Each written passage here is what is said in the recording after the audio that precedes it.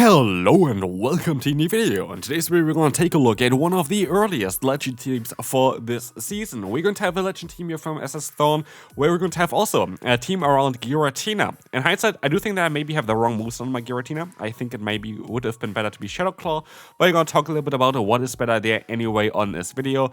But also, what you see is, on the right side, on the left side, the graphics look a little bit better again, and that's why I have my PC back. So like I'm now back at the normal speed of uploading stuff, and I have hopefully, a lot of cool content coming up as well that I can do, because it doesn't take 10 years for me to make a video. So that is going to be very exciting news for myself and also hopefully for you. And today we're going to take a look at a very strong team. I went instantly 5-0 with this team, and it's a team that I would really recommend. So let's talk a little bit about why this team is so good, why I think Florges can be a little bit of an issue for the general meta. I think the coverage of this Pokemon is a little bit too threatening.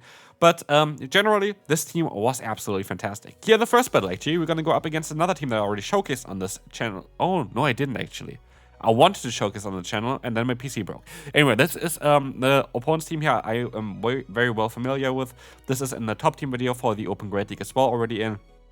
It's the rank 1 in the world team from Galaxy Bolton, which is going to be a team that I now know quite well, and I was able to kind of counter it. And Florges is one of the best Pokemon to counter this team, so I'm quite happy with this team that we have here. And so today we're going to see a lot of interesting gameplay with this team. We're going to have the Altaria against an Elite, a matchup that I kind of always want to try to catch the move here onto my Giratina, because what they usually go for is a Flamethrower, which is going to be resisted damage. In this case, it's going to be a Sky Attack, which is going to be resisted damage on our Elite and not here, so that is not ideal. This team apparently is really popular as well from the opponent, because I encountered at least like 3 times, I think, with this team here itself. So that is quite an interesting one. We are going to be able to go ahead and go for an air cut against the opponent. We're going to have another air cutter coming in against them as well. This is going to be alright. This is going to allow us to get that KO. And we will have now the Altaria, we have the Florges, and we're going to see the Fortress coming in next. We can go ahead and go for a charge move here. This is going to be the Chilling Water coming in.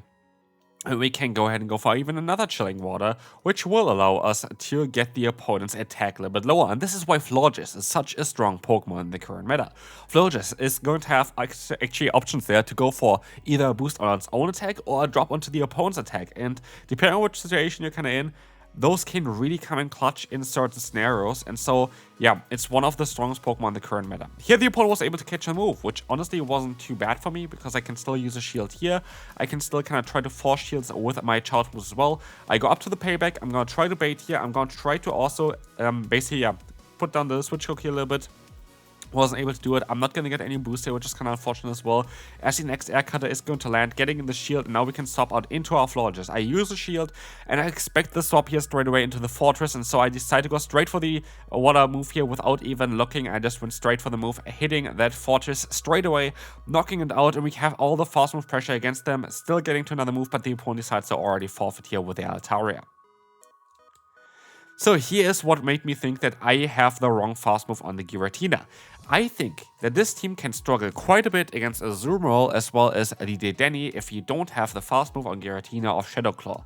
I actually swapped over to the move of Dragon Breath just for this specific video here at Shadow Claw before already in it, because I was like thinking, this is like the recommended moveset on PvPoke. I think it's going to be the best moveset to go for, but it turns out this is not the case. But as you can see here, we are going to have the Parabolic Charge coming through. We are going to be able to go for another charge move here. It's going to be a Chilling Water, and this is going to allow us to get some damage onto them. The attack drop is going to happen here as well. And as you see, we're going to be able to just go ahead and, yeah, let this move go. It's going to be a Parabolic Charge. We try our best with our Corviknight, because Corviknight is our only win con here at this point. We have to see what they have in the back. We're going to see here, it's going to be the Primate against us. And that's going to be a Pokemon where we have super effective coverage in our Air Cutter. And we're going to get the early boost here as well, as they can catch the move onto the Blastoise. Well done by the opponent. But at this point, I have a +1 attack boost, so I think a payback might even be enough already with a little bit of fast move pressure in order to knock them out. So what I'm going to do is I'm going to try to get as much energy as possible and then go for the payback. Turns out I just couldn't. Like, it's so awkward with the fast move animation of Roller that I just wasn't able to really count it correctly. And with that, they get to the move in time. I very likely would have lost no matter what here, though, so like I wasn't too mad about it. But again, The more I play this game, I do, like the team here, I do think that Shadow Claw is what you want to have on the Giratina.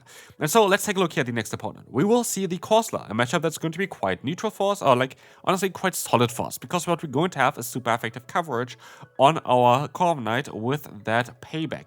As we see here as well, we're going to have the air cutter coming through. That's going to allow us to get a little bit of damage. And we can see here that we are going to be able to just let the move go. Nature is coming through. And we can go for the Florges. We can go for the full farm down. And let's see what's coming up next. It's going to be the Clotsire again, where we can go for the Chilling Water. Going to allow us to do some super effective damage, but also drop the opponent's attack at the same time. And that's going to be such a crucial thing for this team. We are going to have here the charge coming in again. It's going to be the Acid Spray, which is a very, very weird. You would usually not see Acid Spray on this Pokemon because it's a pretty bad move, generally. I don't think it's a great move at all. But what we can do is now we can try to catch the move onto the Giratina. This works out beautifully. We're going to be able to catch that Acid Spray.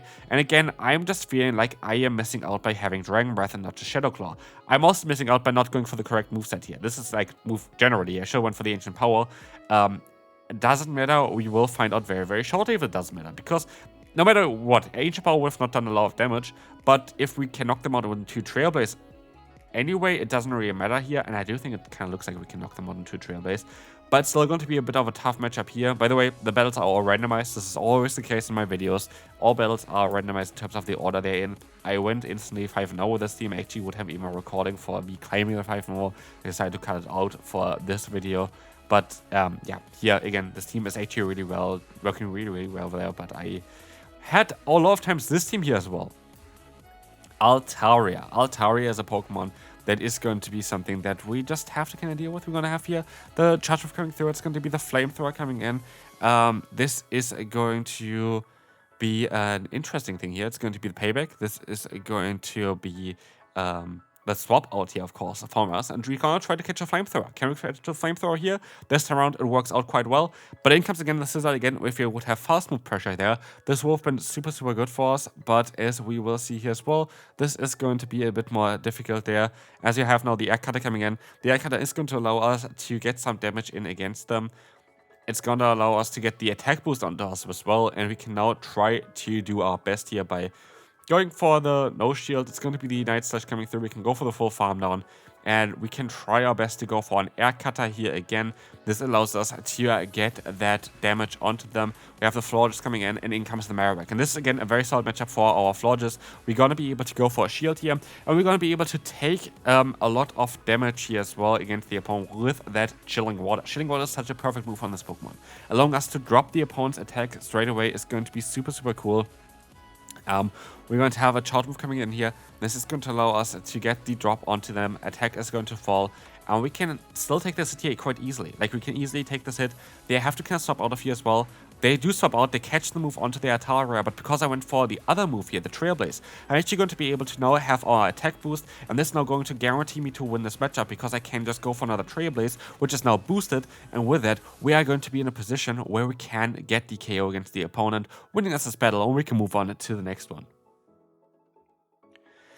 Let's take a look at the next one here. We're going to have the Corv Knight. We're going to be able to go for the Payback.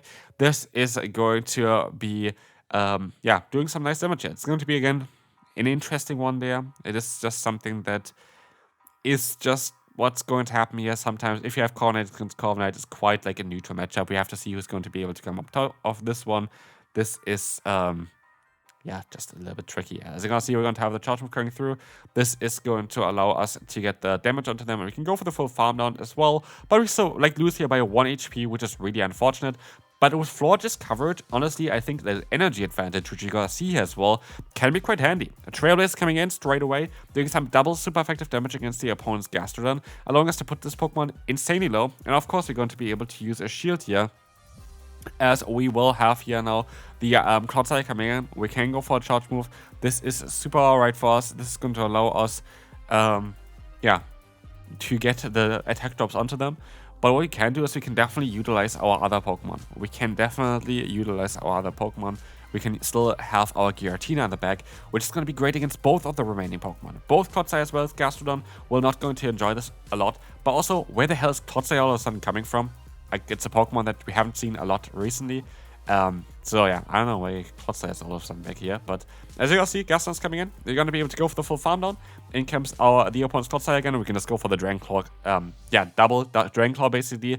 But unlike back in the day, double Dragon Claw actually does so much more damage, which is just ridiculous. Like, look at the damage of our Giratina. I actually still go sub out and go for the Chingwa just for the troll. Didn't really need to do this, but this is going to be it for this one. Good game, and we can move on to the next opponent.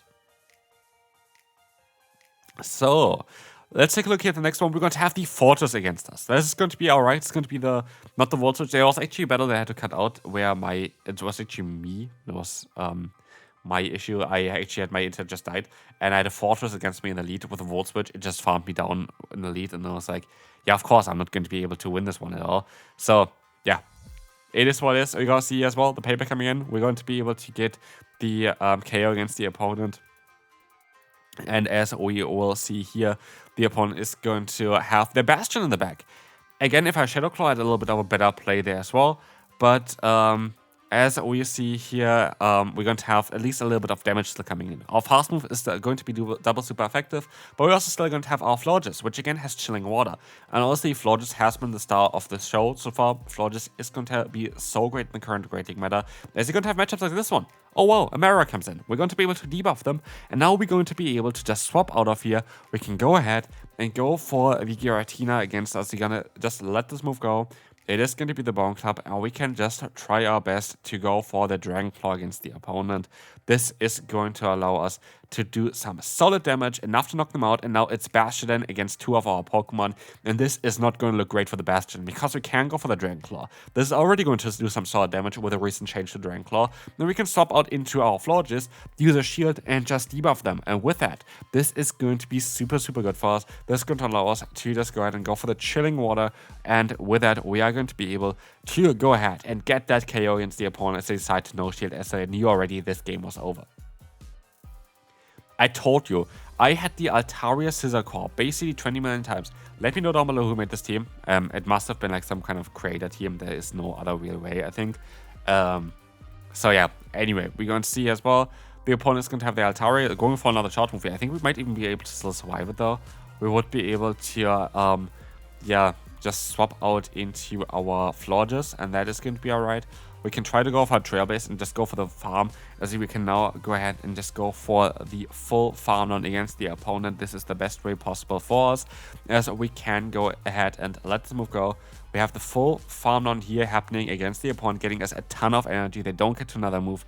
This is really, really cool. And so now we're going to be able to go for another charge move. This is going to be that Chilling Water, dropping the opponent's attack. We can go for another one, and we're going to be in such a good position because, well, yes, I could have went for an extra fast move here. There was something in hindsight I could have still done. We were in such a good position that we're just going to be able to get that air cutter in, and in comes the Stunfisk. We can go for the payback. This is our only way of still dealing with it. Yeah. As you will see, this is going to be, again, the shield coming up from us. This is going to be perfect, as we will see the discharge coming in. This is going to allow us to go for the shield. We can shield up this move, and this is a very nice horse, because as you can see, we're going to be able to now swap out into the Florges. We can go ahead and let the move go, and we're still going to have the payback option for our own... It's called our own Corviknight here. And so this is going to do enough damage to knock out the opponent's Pokemon. And we're going to swap, we see the swap from the opponent, of course, because they went down into their Marowak. And now we have a Rockstar that's coming in, not knocking us out. And again, Corviknight's bulk is amazing. Corviknight's coverage is amazing. We have two Pokemon that are insanely neutral. And then we have the Giratina, which honestly also is quite a neutral Pokemon, especially if you would have the other fast move though. So I think it's just a team of very nice, very strong neutral Pokemon, which is honestly very cool. Like, it is what is, like, it is very, very cool. It is something that, yeah, it's just very nice to have here. Like, this is a team that you're going to have play with basically against everything. So, as you can see, there's going to be that Azumarill. We're going to have still the option, of course, to go ahead and go for those charge moves here, for those Trailblaze. And, yeah, we're going to be able to go for a lot of damage there, which is great. We're going to use a shield now, most likely. Oh, we actually can let this move go still through. Florges still has some very nice natural bulk to it, and we can go up to 2 Trailblazers. So if they want a shield here, they have to take another one. They're very like just going to let the move go here, I assume. And with that, we have a double boosted yeah, water move here, chilling water. They have to chill this move up. They're gonna get guaranteed debuffed. We can stop out of here as well because we already got them low. That I don't really worry too much about it. And I hope that Giratina can clean up this battle. Nate is coming through. They're gonna still stay in here. We can knock them out here very likely with this charge move. Now it's a 1 against the last opponent Pokemon there. Like all of our Pokemon are still alive. It's going to be the Empoleon. This is also a team I actually showcased on the channel, so I was quite familiar with it. But as we will see here as well, that we're just going to be able to go ahead and go into our Giratina. We try to catch the move. It doesn't work out, but we still have 2 shields left. And with that, I'm fairly certain we're going to be able to win this one. As we see as well, we're going to be able to just go ahead and go for the Ancient Power. This is absolutely perfect for us. We're going to be able to go for that charge move to, yeah, just try to get them low. But we can also go for a shield. It's either now Dragon Breath down or getting to another Ancient Power. I think we still survive a hit. We have to survive a hit because the opponent still gets to move here. But as you will see, that is actually perfectly fine. Drill Peck, not enough, and Giratina will win us this battle. This team honestly was fantastic. A very neutral team, has a lot of play. Saves up Giratina here. I think Shell Claw's better. This is going to be it. Thanks so much for watching. See you then. Bye-bye.